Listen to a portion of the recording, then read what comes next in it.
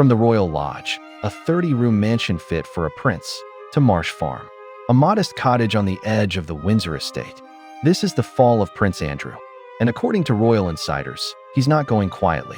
Reports describe the disgraced Duke of York as throwing tantrums, refusing to accept reality, and raging against his exile to a property he considers beneath him. Once the Queen's favorite son, once a working royal with military honors and global connections.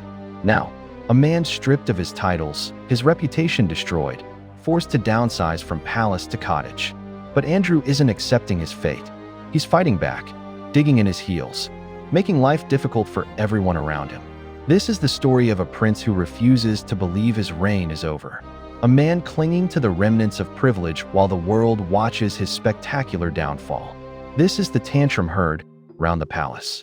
To understand Andrew's rage, we need to understand just how far he's fallen. Prince Andrew Albert Christian Edward, born February 19, 1960, the third child and second son of Queen Elizabeth II and Prince Philip. From birth, he was special, the Queen's first child born after she became monarch. Growing up, he was reportedly her favorite. Charming, confident, the golden boy who could do no wrong in his mother's eyes. He served in the Royal Navy, flying helicopters during the Falklands War. He was a war hero, for God's sake. He married Sarah Ferguson in a fairy tale wedding watched by millions. They had 2 daughters, Beatrice and Eugenie. Sure, the marriage fell apart.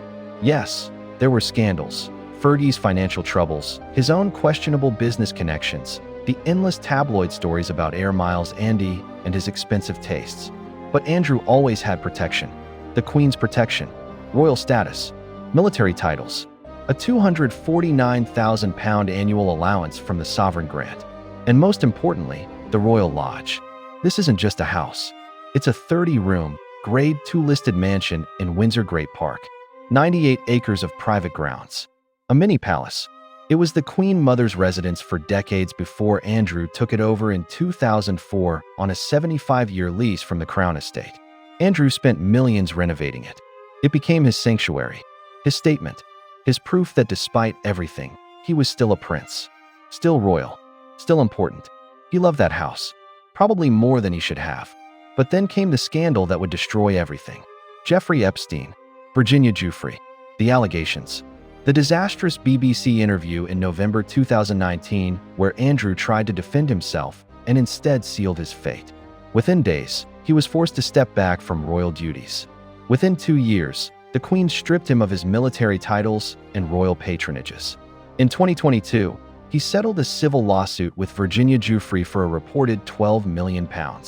No admission of guilt, but the damage was done. Andrew was no longer a working royal, no longer receiving public funds, no longer welcome at major royal events except as a private family member. He was, in essence, exiled, but he still had the Royal Lodge, his fortress, his last vestige of royal grandeur. That is, until King Charles decided enough was enough. Charles became king in September 2022, and from day one, he made his vision clear: a slimmed-down monarchy, fewer working royals, less expenditure, a modern, efficient institution. And Andrew didn't fit into that vision. But Charles had a problem. Andrew lived in the Royal Lodge on a long-term lease. He'd spent his own money renovating it. He wasn't going to leave voluntarily. So Charles started applying pressure. First, there were the security costs. As a non-working royal living in such a large property, Andrew's round-the-clock security was costing taxpayers millions annually. Charles made it clear, if Andrew wanted to stay at Royal Lodge, he'd have to pay for his own security. That alone was reportedly costing Andrew around £3 million a year. Then came the maintenance costs. The Royal Lodge is a historic property requiring constant upkeep. The Crown Estate expected Andrew to maintain it to certain standards as part of his lease agreement. We're talking hundreds of thousands of pounds annually. Where was this money coming from? Andrew no longer received public funds. His business connections had dried up after the scandal. He reportedly relied on an allowance from the Queen, but after her death, that source was uncertain. Sources say Charles approached Andrew with a generous alternative, Frogmore Cottage. Yes, the same Frogmore Cottage that Prince Harry and Meghan had renovated and lived in. After they left for California, it stood empty. It's still on the Windsor estate, much smaller, much more modest, but perfectly adequate and far cheaper to maintain and secure. Charles framed it as practical, cost-effective, appropriate for a non-working royal. Frogmore Cottage is lovely, but it's a cottage. 5 bedrooms. Comfortable, yes, but it's not a 30-room mansion. It doesn't have 98 acres. It doesn't scream prince. Royal insiders say Andrew viewed the offer as a humiliation, a deliberate attempt to sideline him further, to reduce him from royal duke to, what, just another family member? And this is where the tantrum began. According to multiple sources, Andrew flat out refused. He dug in. He told Charles, in no uncertain terms, that he had a lease on Royal Lodge and wasn't going anywhere. Friends of Andrew describe him as defiant, angry, and feeling victimized by his own family. One source told the press, Andrew feels he's being punished twice. Once for the scandal, and now by being forced out of his home. He can't understand why Charles is being so harsh. But Charles wasn't backing down. Reports suggest the king then stopped funding Andrew's security entirely. The message was clear. If you want to stay in Royal Lodge, you pay for it yourself. All of it. The pressure was mounting. The costs were unsustainable. And Andrew? He started throwing tantrums. According to palace insiders and reports from people close to the situation, Andrew's behavior has been difficult, to put it mildly. Sources say Andrew has been calling family members repeatedly, pleading his case. Long, emotional conversations where he argues that he's being treated unfairly, that he's done nothing legally wrong. He settled the case, after all, that the family is abandoning him when he needs them most. He's reportedly called Princess and Princess Beatrice, Princess Eugenie, and even Princess Diana's brother, Earl Spencer, looking for support and sympathy. The problem? Most people aren't sympathetic. Princess Anne, known for her practical, no-nonsense approach, allegedly told him to accept reality and move on. Not exactly the comfort Andrew was looking for. Here's where it gets interesting. Stories started appearing in British tabloids, stories that could only have come from Andrew's camp. Articles about how sad and isolated Andrew feels, how he's a loving grandfather who just wants to spend time with his grandchildren, how he's being bullied by Charles, how the Royal Lodge is his only remaining connection to his mother. It's a PR strategy. Paint himself as the victim, garner public sympathy, put pressure on Charles to back off. The only problem? It's not working. Reports suggest Andrew has been desperately trying to find funding to keep the Royal Lodge. He's allegedly reached out to wealthy contacts, people he knew from his years as a trade envoy, business connections, anyone who might be willing to help. Some sources even suggest he's been exploring commercial opportunities, book deals, paid interviews, consultancy work, anything to generate income. But here's the thing, Andrew is toxic. Nobody wants to be associated with him. Companies don't want the controversy. Publishers don't want the backlash. His desperation is becoming more obvious by the day. Perhaps most tellingly, Andrew has simply refused to leave. Despite the pressure, despite the costs, despite Charles making it clear this arrangement is unsustainable, Andrew remains in Royal Lodge. Staff members describe an atmosphere of tension. Andrew allegedly snaps at people, makes unreasonable demands, and creates a generally unpleasant environment. One former employee described it as living with someone who refuses to accept their life has changed. He still acts like he's a working royal, like he deserves all the trappings of royal life. It's exhausting. Another source said, he'll walk around the grounds of Royal Lodge like he's surveying his kingdom. He talks about his lease like it's some sacred contract that makes him untouchable. He genuinely doesn't seem to understand that the family wants him to move on. But perhaps the most revealing incident came during a family gathering at Windsor. According to insiders, Charles and Andrew had a heated confrontation, voices raised, accusations flying. Charles allegedly told Andrew he was embarrassing the family and needed to face reality. Andrew's response? He reportedly stormed out, shouting that Charles had always been jealous of his relationship with their mother and was now taking revenge. It was, by all accounts, a spectacular display of denial and rage.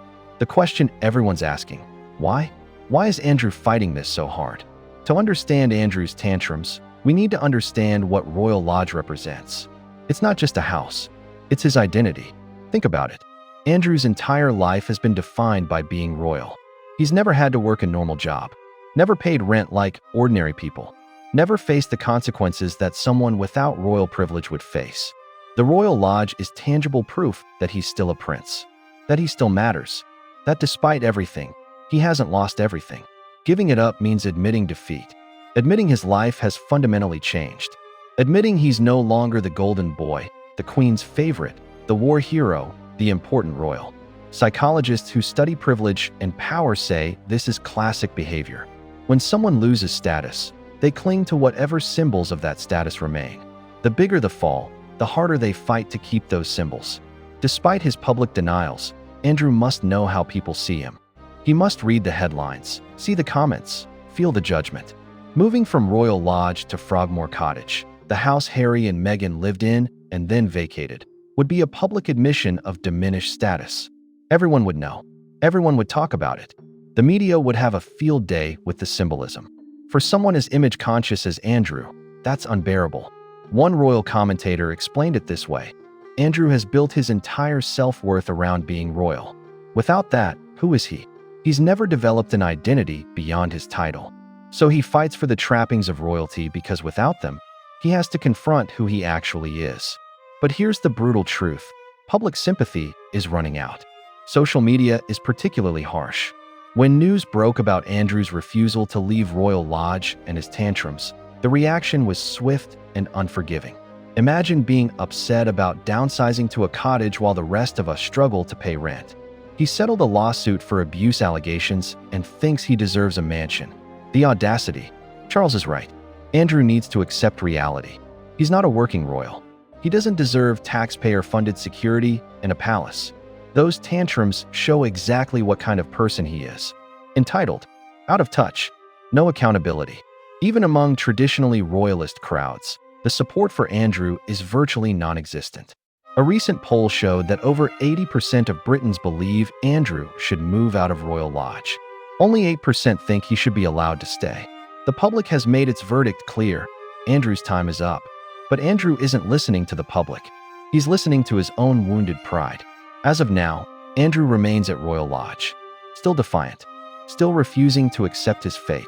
But the pressure is mounting from all sides. Charles, now firmly established as king, is reportedly losing patience. Sources say he's given Andrew an ultimatum: move to Frogmore Cottage voluntarily, or face more severe consequences. What those consequences might be remains unclear, but options include challenging the lease agreement or cutting off Andrew completely. Sarah Ferguson, Andrew's ex-wife who still lives with him at Royal Lodge, is allegedly trying to play peacemaker.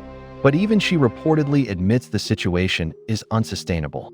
Princesses Beatrice and Eugenie are caught in the middle, supporting their father emotionally while understanding that Charles has a point.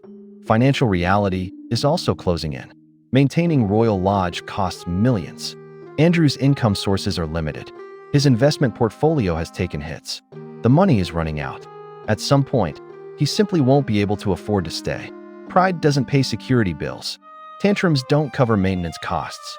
One royal expert put it bluntly: Andrew is playing a game he's already lost. The only question is whether he'll leave with some dignity or continue to humiliate himself until he has no choice. There's something almost tragic about watching Andrew's desperate fight to hold on to a house. This is a man who once had everything: royal status, public respect, military honors, a place in British history.